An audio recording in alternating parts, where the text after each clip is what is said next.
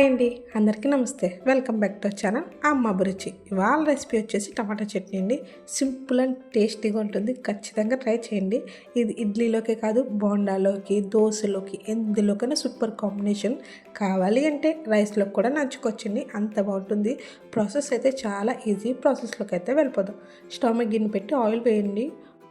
3 spoons oil అయితే వేసుకోండి. Oil కొంచెం ఎక్కువ పడుతుంది. ఆయిల్ వేడెక్కాక ఇందులోనే 2 స్పూన్లు ధనియాలను కూడా వేసుకోవాలి. అలాగే 1/2 స్పూన్ జీలకర్ర, 1 స్పూన్ ఆవాలను వేసుకోండి, బాగుంటుంది. అలాగే 1/2 స్పూన్ మెంతులను కూడా వేసేసుకోవాలి. ఇవన్నీ వేసేసాక కొంచెం సేపు వేగనివ్వండి. బాగా వేగాలండి. వేగాయి అనుకున్న తర్వాత వెల్లుల్లిపాయ రెబ్బలను అయితే వేసేయండి. వెల్లుల్లిపాయలు వేసేటప్పుడు కొంచెం దంచి వేసుకోండి, లేదు అనుకుంటే పొట్టు తీసేసి వేసేసుకోండి. ఇందులోనే 10 లేదా 12 ఎండుమిర్చిని అయితే వేసుకోండి. మీ స్పైసీకి తగ్గట్టు వేసుకోండి. అలాగే 2 పచ్చిమిర్చిని కూడా వేసుకోండి. ఇవన్నీ వేగాక ఇందులోనే 1/2 కేజీ టమాటాలను అయితే తీసుకున్నాను. వాటిని చిన్న చిన్న ముక్కలుగా కట్ చేసి వేసేసానండి. కావాలి అంటే కొంచెం పెద్ద సైజులో కూడా కట్ చేసుకోవచ్చండి, టైం పడుతుంది. లేదు అంటే చిన్న చిన్న ముక్కలుగా కట్ చేసేసుకోండి.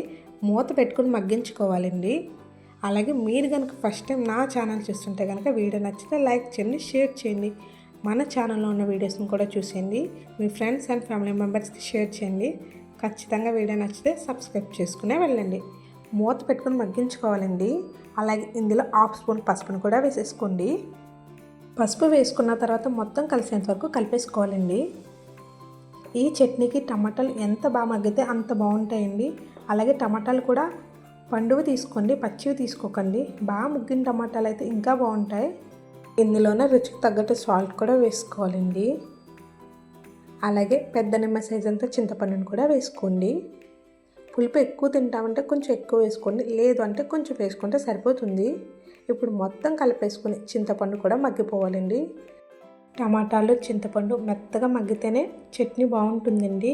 రైస్లో కావాలి అంటే కొంచెం గట్టిగా మిక్సీ పట్టుకోండి, లేదు చట్నీలోకి కావాలి అంటే కొంచెం వాటర్ వేసుకుని పలుచగా మిక్సీ పట్టుకుంటే సరిపోతుందండి.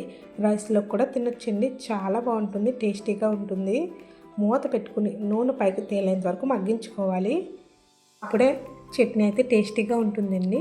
ఇలా మగ్గింది అనుకున్న తర్వాత స్టవ్ని అయితే ఆఫ్ చేసుకోండి. బాగా చల్లారనివ్వండి. చల్లారాక మాత్రం మిక్సీ పట్టుకోవాలి. ఇలా మగ్గితే సరిపోతుందండి. ఇప్పుడు దీనిని బాగా చల్లారించాకనే మిక్సీ పట్టుకోండి. వేడివేడిగా అస్సలు మిక్సీ పట్టుకోవద్దు. మీకు ఎక్కువ రోజులు కూడా నిల్వ ఉంటుందండి. చట్నీ బాగుంటుంది.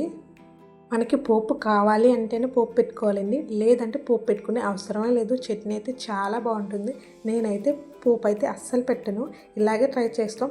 ఇది రైస్లోకి, ఇడ్లీలోకి, దోశలోకి, అలాగే బోండాలోకి అద్దిరిపోతుంది. ఖచ్చితంగా ఎవరైనా ట్రై చేయాలనుకుంటే ట్రై చేయండి. ఫస్ట్ టైం చూస్తుంటే కనుక ఛానల్ సబ్స్క్రైబ్ చేసుకోండి. Thanks for watching.